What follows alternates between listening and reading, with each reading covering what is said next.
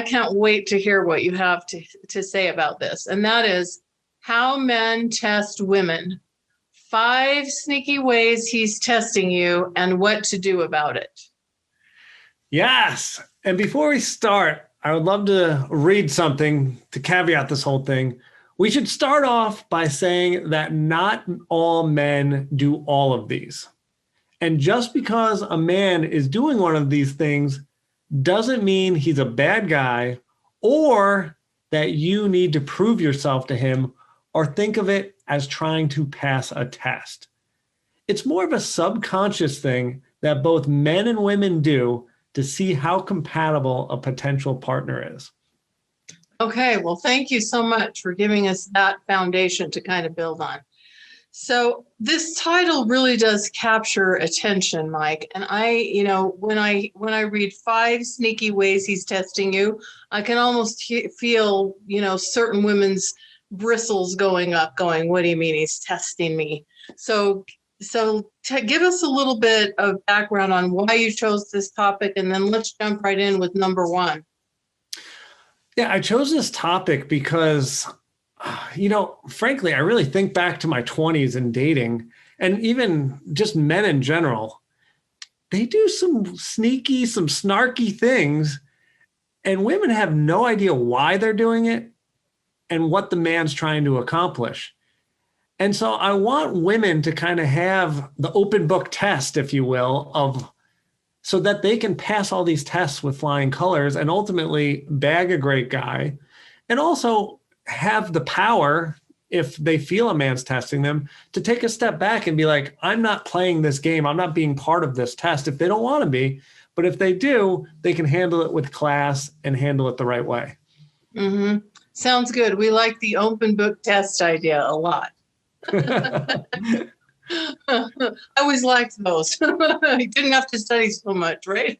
No, yeah, we don't want to study. We want to just have the answers. Okay, perfect. Okay, so let's jump right in with number 1. So number 1 is he's testing you with how much you are willing to do and your interest level. And I have a great example, if you don't mind, Michelle. Sure. So let's say you're going on a first date with a guy, you agree to a date, and he's in charge of picking the location. So what he's going to do, let's say you're an hour apart from each other. The guy picks a place that's like 10 minutes from his house. And he's being sneaky. He's testing you. He's seeing if you're going to be like, okay, great, I'll be there. Or if you're going to be like, wait a second, I'm driving 50 minutes and you're driving 10 minutes, that doesn't seem equitable.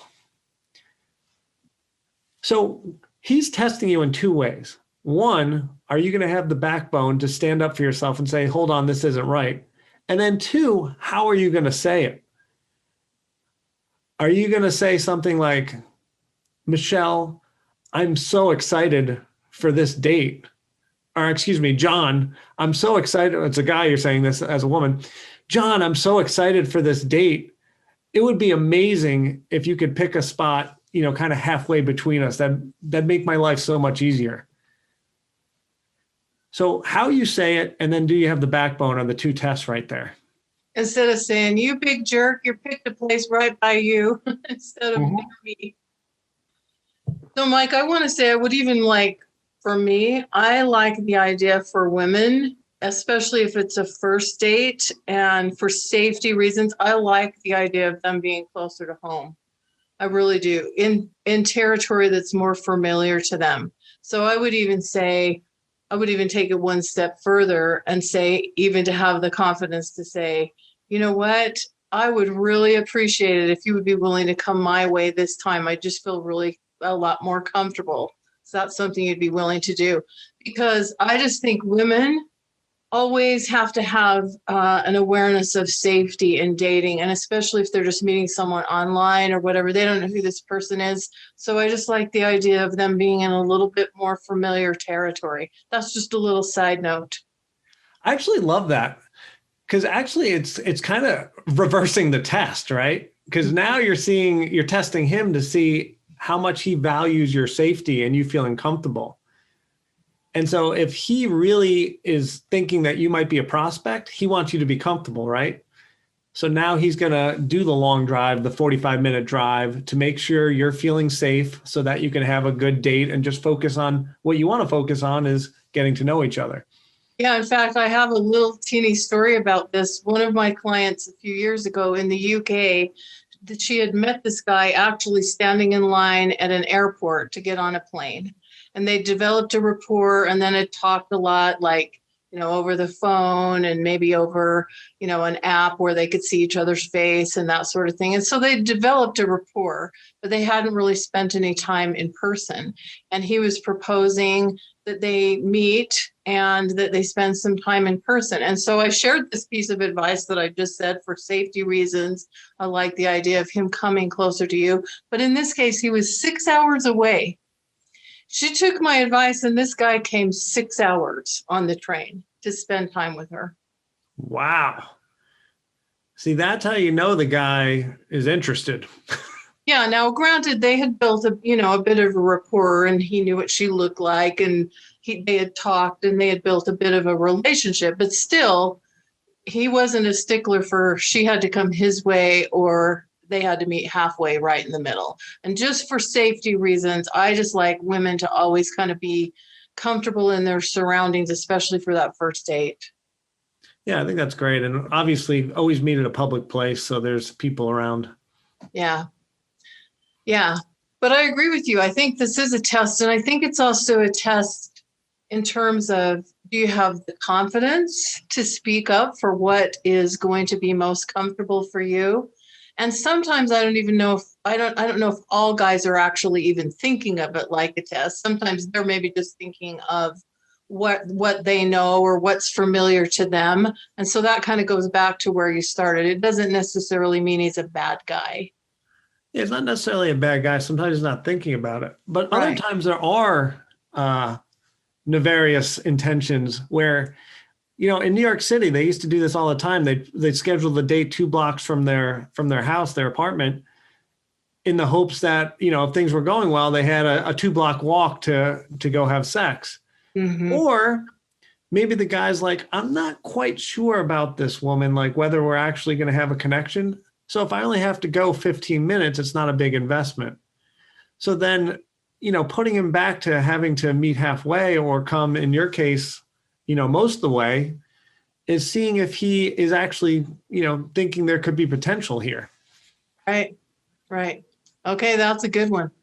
What's number 2?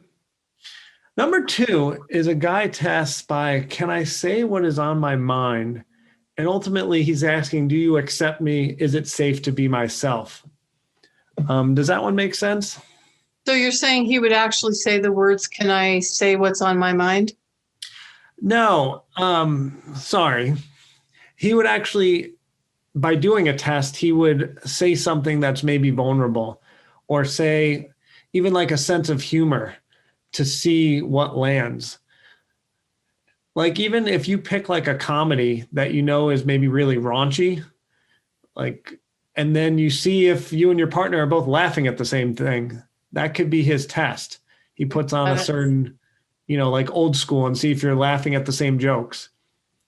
Or in my case, this isn't vulnerable for me anymore, but years ago, I used to be very shy to say that I'm a dating and relationship coach.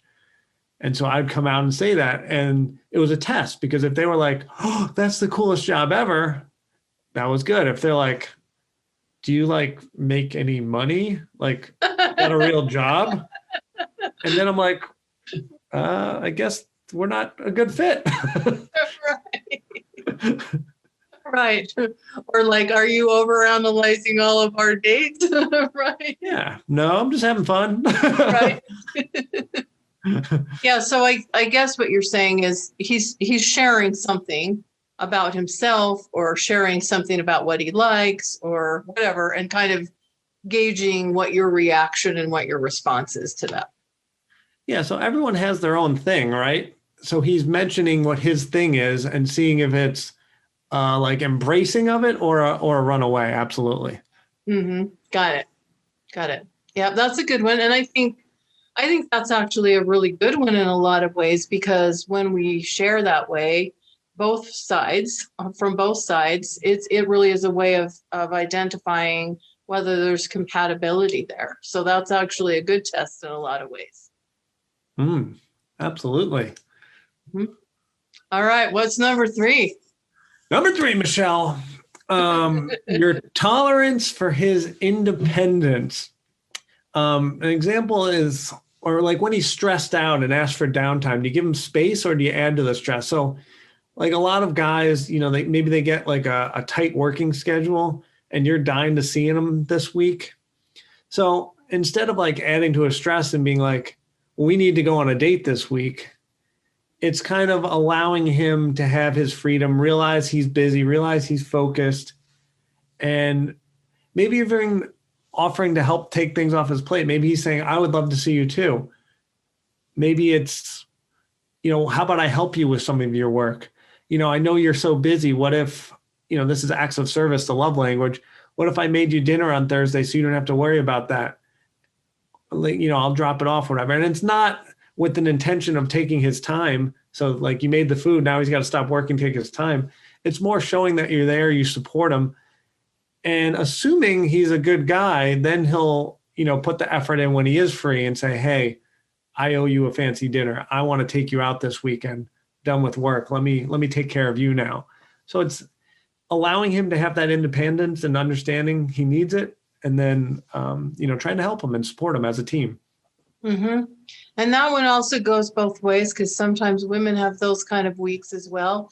And also, I think it could be appropriate. It could be the thing to do to like make him dinner or take something off his plate. It could also be for you to have the ability to just go enjoy your own life and stay in a place of being secure about who you are and where things stand without getting anxious or needing reassurance or adding to his stress that way. It could be you just can take care of yourself and live a happy life for that week. Absolutely. Yeah. I mean, that's exactly it. It's showing that you have some independence to yourself, that you're not relying on him. I love that. Mm-hmm. Yeah, it's like, I had a client who was in kind of a similar situation like that. She had a guy she was dating, and he was on a really high pressure deadline project. And for like 2 or 3 weeks, he was completely checked out. She happens to live in New York City. So this was pre-pandemic, but she was out there in the city taking selfies of herself, doing all these cool, fun things. And she would just send him a selfie once every a couple of days of her doing something really fun.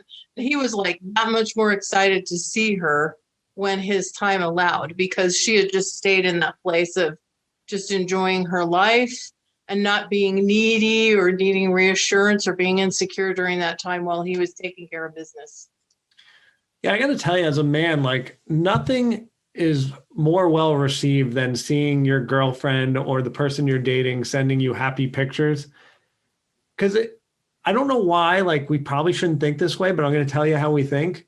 We think that we've kind of provided this lifestyle, and it's not true. She's provided her own lifestyle, but in our head, we're like, we've afforded her to be this happy. Like we've provided, and that's what we want to be. Like men are providers. So even if, she has her own job, she's doing everything herself, she's happy. And we're like, I did that. So you send the happy picture and he like takes credit. And now she's just having a great time. He's at work and he's like, all right, I can rest easy. She's happy. She's content. Like I'm not responsible for her happiness. We're doing good. She's happy. And now all I want to do is finish this so I can go spend some time with her and we both can be smiling. And I want to be in that selfie with her. Mm-hmm. And it's such a more inviting energy for someone to want to come back into than a needy or an anxious energy or a pouty, you don't have time for me, sulking, whatever. That's not a very inviting energy for someone to want to come back to. Yeah. We were just talking about our friend John Gray, and he always talks about the man cave.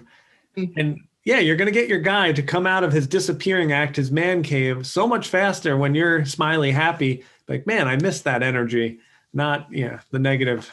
Yeah. And in fact, I can remember having a conversation with John Gray about this one time. And he said, when you send these texts, of you doing something fun or you being happy, not all the time, but, periodically, you can even say, no need to respond, just checking in and saying hi. I'm here at the zoo today. Look at the monkeys behind me. That was one of the activities my client in New York did. And he said, ironically, you're actually more likely to get a response when you say no need to respond, because it takes all the pressure off. Yes. That is beautiful advice. Yeah, I like it a lot. Thank you, John. We hear you. All right. Are we on number 4? Number 4. Oh, I love this one. A man tests you by testing your boundaries. Whoa. One of my favorite examples is the guy that's clearly, he may like you, may have built a connection, but I think he's ready to have sex. And what he does is you're on the 3rd date. The 1st and 2nd date, he was a total gentleman. He had the greatest time ever. And you like the guy. And then 3rd date, he goes, why don't you come over? I'm going to make dinner for you. And he's testing you a little bit. He's seeing if you're comfortable enough to come over to his house. Ultimately, this guy, a lot of the time is thinking, not all men, but a lot of the time is thinking, if you come over, he makes dinner, he's going to get laid that night. And so he's testing your boundary. Once again, just kind of like our first one, how much are you willing to do? This is similar. He's seeing if you're going to say, whoa, whoa, whoa, whoa, like, I'm really digging you. It would make me so happy if we could meet in a public place for our 3rd date.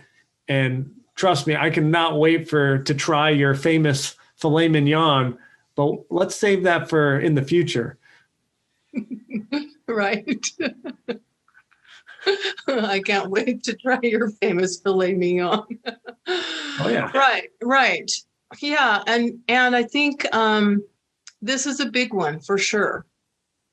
Obviously, this is a big one for both men and women. And I do think men will test your boundaries. Usually it's the man who's, kind of pushing up against that to see when a woman might be ready to be intimate or have sex. And usually it's the woman that kind of controls the pacing on that. And a lot of times a man will kind of push in that direction before a woman really feels ready. So he is, in fact, testing her boundaries and testing where she's at on that.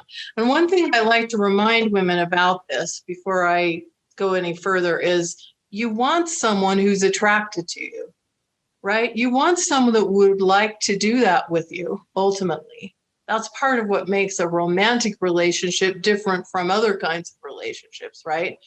So instead of going to the place, he's evil, he's bad, or he's wrong for wanting that, or that he's just, some horny guy, recognize that first of all, and just kind of think about, in the long run, that's a nice thing to have. And then, like you say, if you're not ready, then you don't want to say, you jerk, I'm not ready for that. Again, it's the way you respond so that he can hear it and still feel like, there's hope for him. There's hope for maybe more. It's just not right now. So you do it in a very nice way where you can even let him know, hey, I'm really attracted to you too. And I'm really looking forward to when the timing is right. But what I know about me is it works best for me to take things a little bit more slowly and to get to know someone better before I get involved in that way. You cool with that? Yes. I am so glad you just brought that up. It's such a great reminder for women that, men want to have sex. And it's not, they don't want to get to know you.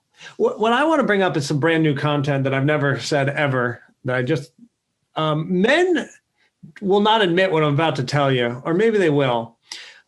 But as you know, men are not good at sharing their emotions. So sometimes when they really like you, they don't know how to say like, hey, I'm crazy about you. You're so gorgeous. You have the most amazing personality. I have so much fun with you. And I'm thinking there may be something here.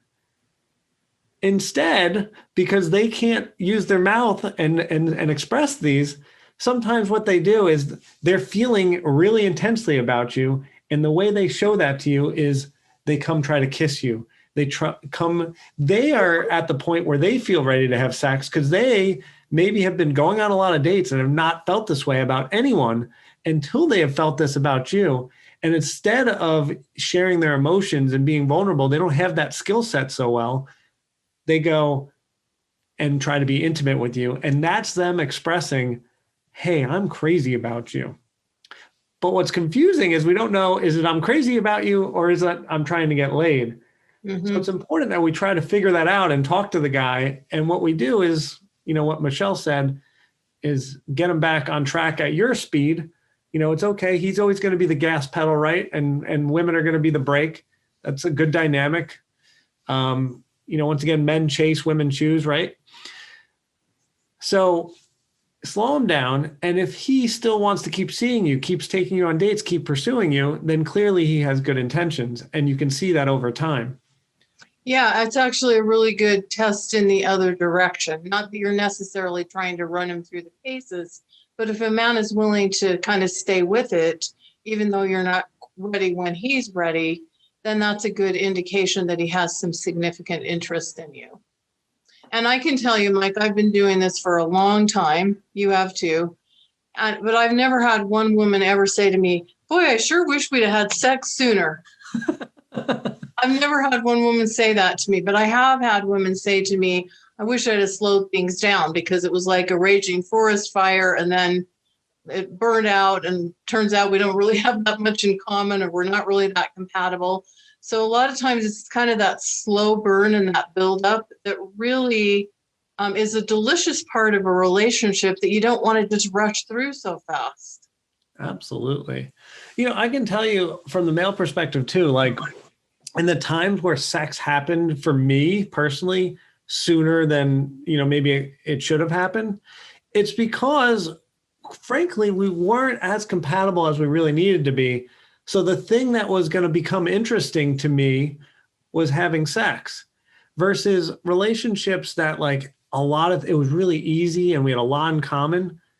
Frankly, it didn't matter when we had sex. Like we could have it early, we could have it later. Like I'm having fun and we have so much in common. Like we've got our next date planned out because we already have something we both enjoy. We're going to go do that next. Mm-hmm. But if we run out of stuff that we have in common, all of a sudden we're like, well, might as well, bring ourselves sexually together because we kind of ran out of stuff to do. Mm-hmm. Yeah, So point. it should Very be good easy. point. Yeah, I like that. That's a good perspective. Okay, I think we've made it to big number 5. Number 5. How well you fit into their world, their friends, their family, his passions and interests. Mm-hmm. This is huge. He's going to test you by introducing you to friends, family, whoever's like really important in his life. And he may be seeking them to say, wow, she's great. But also he wants to see if we can combine lives. Because ultimately that's what we're trying to do here is, if we're going on one date a week and we're trying to maybe ramp that up to 2, 3, 4, well, we got to integrate friends and family and it's got to be somewhat smooth. Mm-hmm. It doesn't have to be perfect on the first try. Like, let's not put a lot of pressure on it. But it has to go somewhat smoothly to see if we can actually combine our lives. Mm-hmm.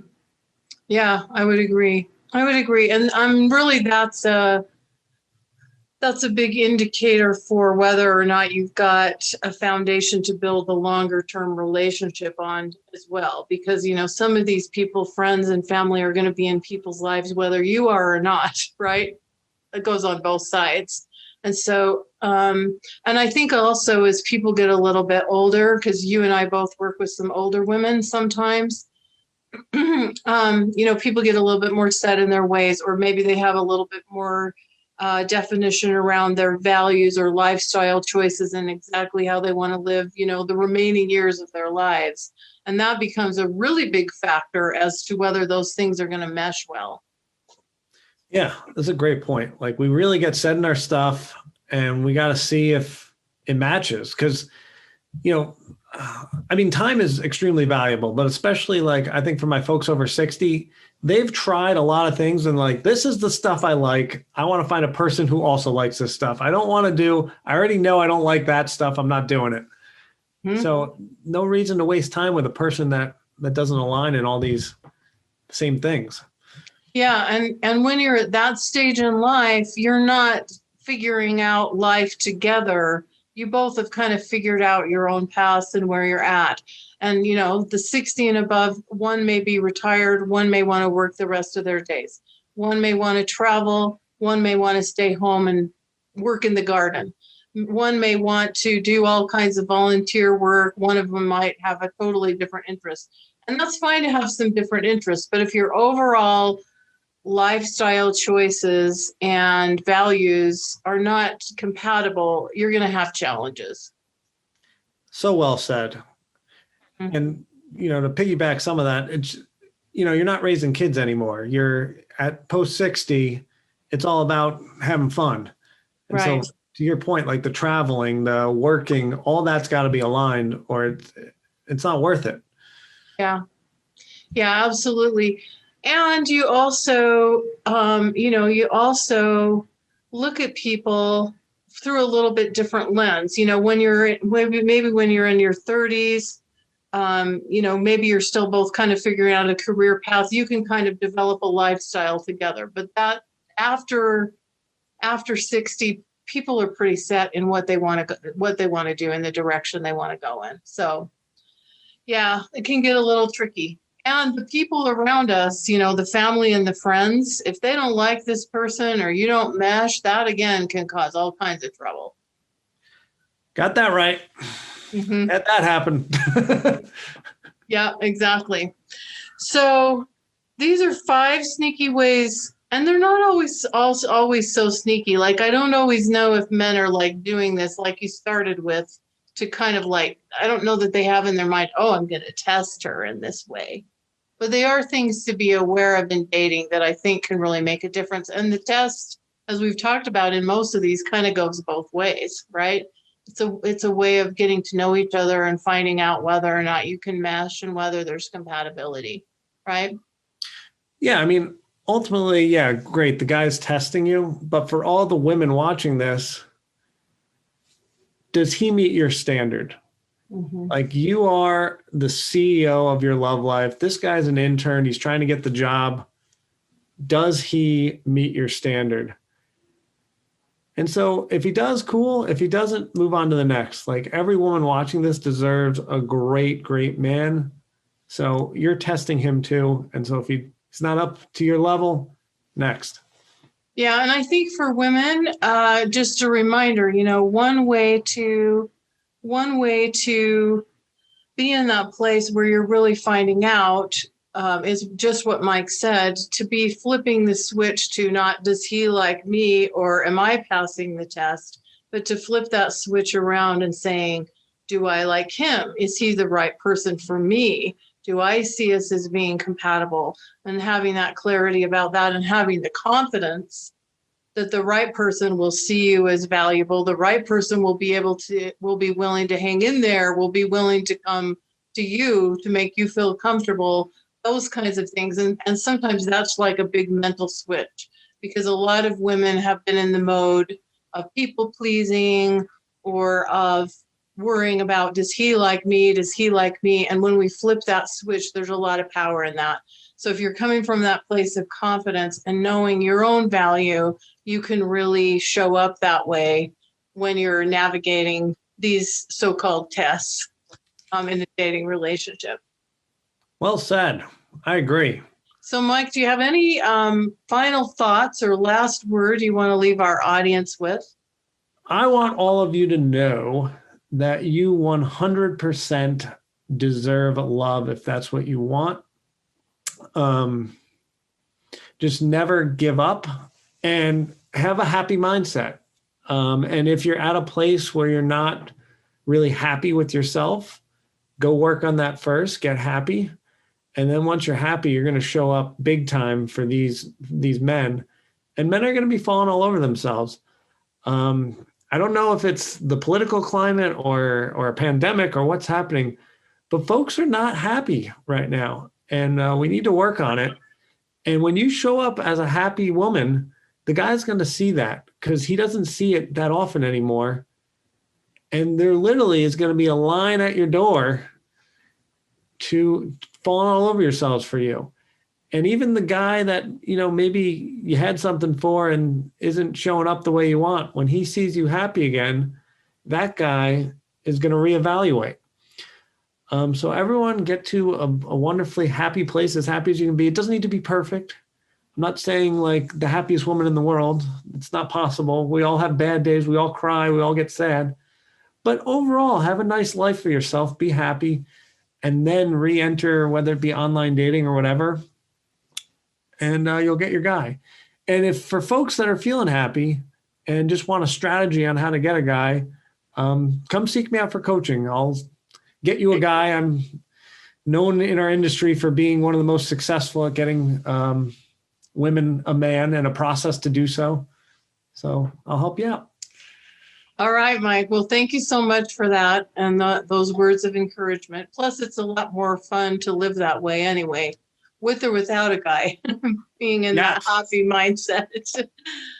All right. So appreciate all of you, all that you've contributed, Mike, and appreciate everybody being here. Bye for now.